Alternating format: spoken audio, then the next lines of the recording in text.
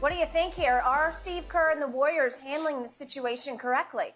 Yeah, I'm going to disagree with Steve Kerr on this one, Skip. I believe he should. I don't believe that the punishment fits the crime. So I'm just wondering, if I'm Jordan Poole, this is what I'm hearing. Draymond Green got a game for hurting Kevin Durant's feeling. He gets nothing for punching me in my jaw. So in other words, Kevin Durant's feelings are more important than me getting punched in the face. And it says, basically says, you know, well, I trust him. Well, I don't. It's like, well, we feel this, is that what Jordan Poole feels? Jordan Poole feels this is the best way to move forward? Or did you ask him? Well, they talk. What do you expect Jordan Poole to say? It's reported that Draymond and Jordan Poole hashed it out. I don't know. What, Skip? The man's in line to get a rookie extension north of $30 million a season. Yep. So what's he supposed to say? Nah, he wants his money. And he knows the best way for him to get that money is to try to put this behind him. But he shouldn't have been put in that situation. You don't put me in that situation because you wouldn't have put me in this situation. You wouldn't ask me what I thought in any other situation. So why are you asking me now? You guys handle that. You're the organization. My trust is in you that you're going to do the right thing. But he gets nothing? And the man got a game for cursing Kevin Durant, calling Kevin Durant out of his name. He got a game for that. He punched the teammate in the face in a situation that it looks like to me he escalated. Mm-hmm. And he didn't get anything. He's like, well, he got a week away from the team to deal with some issues that he felt he needed to deal with. I disagree with Steve Kerr on this one. Big picture, step back. I believe if the Golden State Warriors had not prevailed in the finals over the Boston Celtics you loved, the Celtics just unraveled. They self-destructed, to me, with mostly turnovers. If Golden State had not prevailed, and they were in trouble a couple of times in the series, right, I believe Draymond Green would be suspended for a long time right now because there'd be nothing to run back. Right. There'd be nothing to love. But the euphoria has sort of lasted over the offseason into the new season that starts next Tuesday night, right? And you feel like, God, we got a chance. And he's been integral to our whole chemistry. He's been our guts and glue for the longest time. Let's see if we can figure this back out. Well, nothing really happened. He stepped away. He took some time away to work on himself, and I assume they told him to step away. Right. But the only way it's going to count, the only way it's going to matter is if he were suspended for the first week of the season or the first month of the season or whatever it would be, something severe where it took a toll on him and it sent a message to the team, we're taking this dead seriously. Right. Well, right now, you can say this is the biggest crisis we've had, and he broke our trust, but he's earned the benefit of the doubt. You did nothing. You wrist slapped him, that's all. So let me ask you, so did he break your trust when he got suspended for Game 5? Did he break your trust then?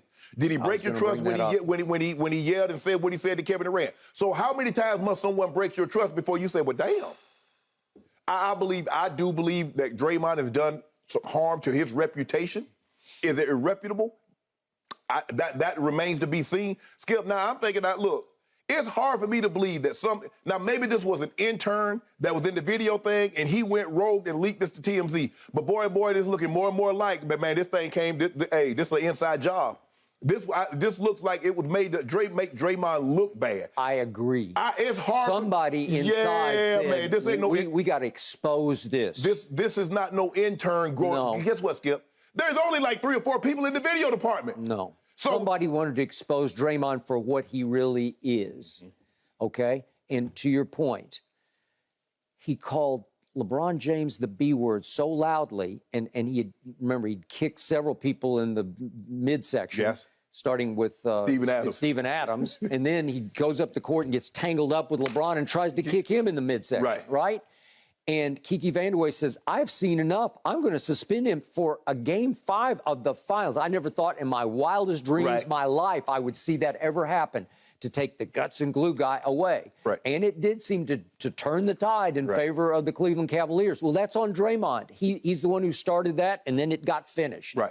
Then, to your point, he called Kevin Durant the B word while they're sitting on the bench beefing at each other over who gets to bring the ball up the court. And it was the beginning of the end of Kevin Durant in Golden State. I'm not saying that was it, but it set the wheels in motion in Kevin's head, like, I got to get out of here. It was about Steph and their popularity battle and all that. But still, it started with Draymond. So that's two incidents that you brought up. And then how about that meltdown, crazy over-the-edge walk-off at Game 1 at Memphis last year, and he goes straight back to the hotel and does a live podcast. If I'm Steve Kerr, if I'm all the way up to the top, to Joe Lacob, the owner, I don't love that.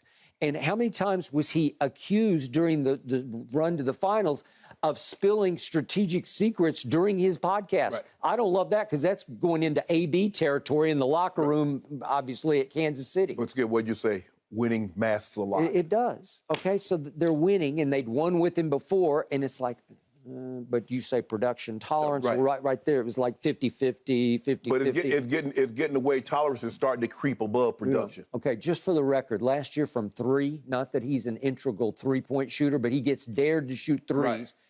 He made 29.6% of his threes. Would you believe that's even worse than Russell Westbrook was last year? It was 29.8. 29.6 to 29.8. In other words, you don't want either one of these guys shooting threes. You don't. And from the free throw line, would you believe that Draymond Green was 65.9%? Would you believe that's even worse than Russ at 66.7%? So he was an even worse three-point and free throw shooter last year than Russell Westbrook was. That's liability. He's turned 32. He's not a spring chicken anymore. He doesn't move quite the way he used to move. He's not quite the defensive force he used to be. I just think the thing is, Skip, is that when the way the Warriors evaluate Draymond, Skip, they don't look at numbers. They don't look at points. It's all, he can get you he can get you rebounds. Yeah, he runs your offense. He's unbelievable. Steph and Clay swear by him. The dribble drive, the dribble handoff. They're great at that. But there's something more to him that unites this team that numbers will never properly evaluate. Yeah, I agree. No, that's been the past. I don't know if that's going to be the present. Correct. Okay. And yet it has been reported that he went B-word on Jordan Poole. Well, you and I have talked about this. This is just the way I was built, the way I was raised. That's the one word. Right. I can't come back from that one. And the thing was, that's a bullying situation because he knows he got an easy victory against Jordan Poole. Well, you was right there in Kevin Durant's face. You should have fired on KD. You was right there in LeBron's face. You should have fired on him. My point is, Skip, look, I've been the vet, and I've had rookies and other players, but, bro, we say what we say, and we work it out. But I've never been so upset at a teammate, except like we're fighting for real. But he's saying one thing, and I'm saying something, we going back and forth, and we playing a game to punch him. Yeah. Because that's somebody I'm with every day. I mean, I got to get really upset. Yeah, me and my brother, we fought when I was young. I was 10, he was 13. Yeah, we fought. But once we got an age, I couldn't imagine fighting my brother. No. And that's how I view my teammates. Agreed. We might not always be like my brother, but I view you as a brother, and I'm not going to put you in a situation where you, all of a sudden, our relationship can be forever frayed. So I believe Draymond escalated this situation. Draymond was over there. He was standing way over there. Now, the mere fact that you came over here, you looking to instigate something. Now, me, Jordan Poole, like I said, you're going to live and learn. You understand? You're wrong. You hope you don't do that again. But when you come over here, I'm going to give you what you're looking for. I'm going to give you exactly what you came over here for. Jordan, you don't shove somebody and keep your hands down. You shove somebody, and first of all, you should have fired on him. The moment he walked up on you. He got right up in your face. The moment he walked up on you, you should have teed off. And then, Steve Kerr will have the decision to make on you. Yeah. But somebody's not going to make no decision on me because of what somebody else did to me. No, that's not going to happen. So for me, Skip, I believe you're right, because I heard the same thing that Draymond kept saying the B word to Jordan Poole. So he kept escalating and hoping to get to a point where he could do what he did. So in the end, I think they're just hoping against hope that this kind of goes away. But to your point, and point I echoed, once the video is leaked, you can't come back from it because you can't unsee it. I can see it right now flashing in my mind. What it looked like for Draymond to fire on him, and he fired. Yes. He leaped and fired at him. Yes.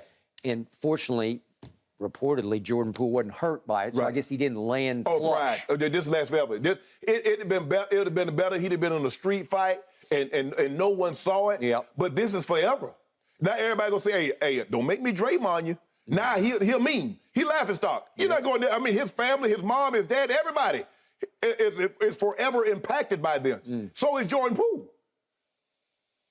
They are. And I think it's going to be hard for Jordan Poole. He's going to say, to your point, all the right things. He's going to try to do it.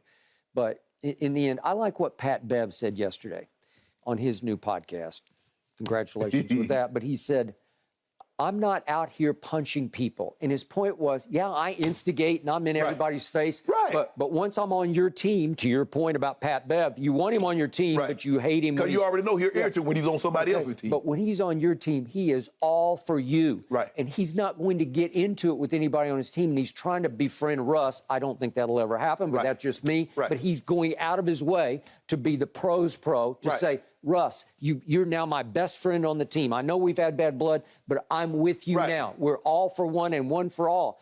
I'm not going to be punching people in practice, says Pat Bev. Right. So Draymond's got one loose screw where he just goes berserk. The problem is that from the Last Dance documentary, people say, well, that's why Jordan won the championship, because he gained the trust of his teammates. Nah, you're not finna punch me in my face. We're not gonna ever, if you think punching me in my face is the quickest way to win a championship, we ain't ever gonna win. Because that's not gonna happen. I was there. It's just a one and only situation. He was a one and only. Yeah. It was the way he motivated his teammates, and it worked for him, and you thought it got ugly. We saw it, but it worked. That's all I know. I think there's still some wounded teammates from it. Oh, yeah. Maybe that worked for Jordan. I don't understand how somebody punching me in my face makes me more motivated, makes me become more successful in whatever endeavor I'm doing. Where's that at? If that was the case, that boxer should be, they should be the most successful. The MMA people should be the most successful people in the world, because that's all they do is get punched and kicked in their face. Man, nobody ever heard. Come on. And now we got people thinking, oh, you don't fight between. Yeah, I get it. Fight. Yeah. Sometimes, you get to jostling and things get said and you fight. But you and I both know it's a fight because you've escalated, I've escalated, so we're going there. But I don't think, you talking all of a sudden you way over here. But I'm like, damn, Jordan, you see that? Do you see what he's doing? He's literally walking towards you. You're in an argument. And you just let that man get that close. But like I say, Skip, Jordan Poole young. He don't understand. He don't understand about streets. He don't understand about fighting. You ain't really got to be in the streets to fight. But you got to protect yourself. And what they say all the time, protect yourself at all times. Yeah, well, I don't think they're coming back from this one. Skip, that video. It's a tough situation. It is a tough situation, that's for sure, guys. So Draymond's been away from the team since the incident, again, rejoining the Warriors tomorrow. And he is expected to play in that final preseason game Friday and then on opening night next Tuesday. Thanks for watching, Undisputed fans. Subscribe here to get the very latest from Skip and Shannon. Plus, go watch a few segments from our other shows on FS1.